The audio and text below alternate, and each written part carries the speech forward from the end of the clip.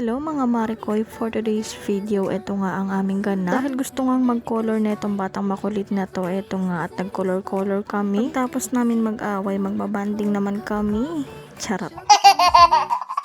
At unti-unti ko na nga siyang tinuturuan sa mga kulay kaso pahirapan pa talaga. 3 taon na nga siya mga Marikoy pero hindi pa nga niya alam yung letters, colors at shapes. Pero hindi ko ipipilit kung hindi pa nga niya alam yung mga yun. Dahil 3 taon pa lang siya at laro-laro pa nga lang ang gusto niya. Parating din tayo sa point na alam niya na lahat ng yun. Ala OA. Sa ngayon wag muna nating ipili. Pagkatapos na mag-color-color mga Marikoy, sabi ko sa kanya maligo na siya. At ayan naghanap na nga siya ng susuotin niyang damit o diba, big girl na yarn. Pagkatapos ko siyang bihisan mga Marikoy, sinuklayan ko na nga rin siya. Syempre kasunod nun, iipitan ko na rin siya para naman maganda ang batang makulit. Pero kahit hindi siya nakaipit, maganda pa rin yan. Malamang anak ko yan, maganda talaga yan.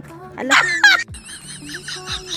Ilang oras pa lang ang nakakalipas so natapos siyang maligo pero ito at madungis na naman siya. O diba napakadungis, tingnan nyo naman ang itsura. Di ka na lang sana naligo be.